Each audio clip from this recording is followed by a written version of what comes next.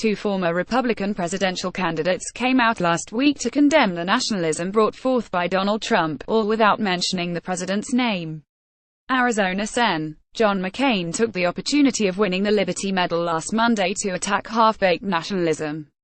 To fear the world we have organized and led for 3/4 of a century, to abandon the ideals we have advanced around the globe, to refuse the obligations of international leadership and our duty to remain the last best hope of Earth for the sake of some half-baked, spurious nationalism cooked up by people who would rather find scapegoats than solve problems is as unpatriotic as an attachment to any other tired dogma of the past that Americans consign to the ash heap of history, McCain declared.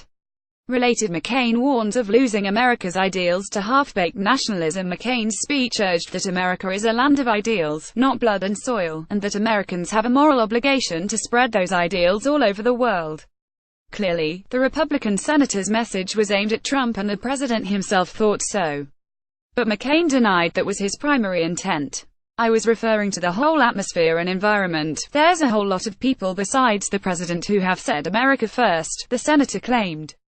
On Thursday, former President George W. Bush gave a similar speech condemning America First nationalism without saying Trump's name. "Our identity as a nation, unlike other nations, is not determined by geography or ethnicity, by soil or blood," Bush argued in his speech. "Being an American involves the embrace of high ideals and civic responsibility." Related, Bush, "White supremacy is blasphemy against the American creed." The president behind the Iraq War also explicitly attacked those who would like a reduction in immigration and protectionism in trade policy. "We've seen nationalism distorted into nativism, forgotten the dynamism that immigration has always brought to America. We see a fading confidence in the value of free markets and international trade, forgetting that conflict, instability, and poverty follow in the wake of protectionism," Bush said. Bush, like McCain, also believes America is obliged to spread its noble ideals around the world. It was in fact the animating purpose behind his foreign policy.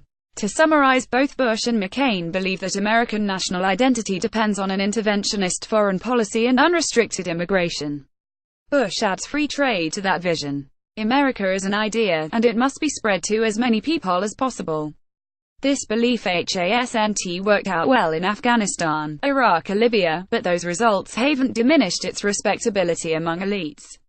Bush and McCain received astronomical levels of praise for their comments, with one columnist even asserting it was Bush's finest hour.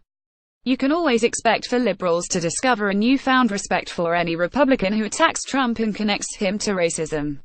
Bush was viciously attacked as a fascist and a racist when he was a president. Now he's a hero to progressives for calling out the bigotry of America Firsters.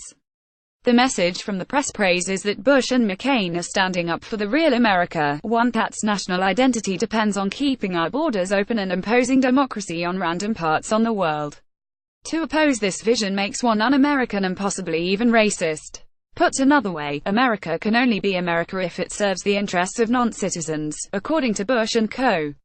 The vision articulated by W and McCain once reigned supreme in the GOP. It was trumped by the populist nationalist message of the future president during the election. Trump hasn't always articulated it well, as is his nature, but voters flocked to his defiance of old Republican pieties. It was okay to question the point of foreign interventionism if it cost American blood and treasure for no discernible purpose. The Statue of Liberty poem, which is neither law nor a founding document, doesn't justify open borders. The benefits of free trade have not been felt by all Americans. Related, the Statue of Liberty poem is now a weapon in America's culture war in its best form. America First means putting the interests of the nation's citizens above all others. Apparently, this is dangerous thinking if it means no more nation building. It's expected that the kind of nationalism associated with Trump is smeared with charges of racism. That's how it's been derided since Trump first entered the presidential race. But voters brushed aside those denunciations and voted for Trump anyway. How is putting citizens first somehow un-American? Many liberals and conservatives, particularly of the neoconservative persuasion, believe America needs some grand, messianic purpose. It cannot exist just like other nations in serving its citizens and protecting its sovereignty.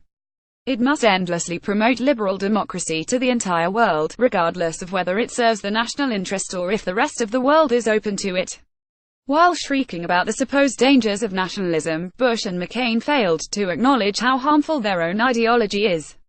The continued instability of Iraq and the thousands of lives lost due to our intervention there doesn't present a shining alternative to Trumpism. Trump may not be the best messenger for Trumpism, but it's certainly preferable than the discredited policies of George W. Bush. Follow Scott on Twitter and buy his new book, No Campus for White Men.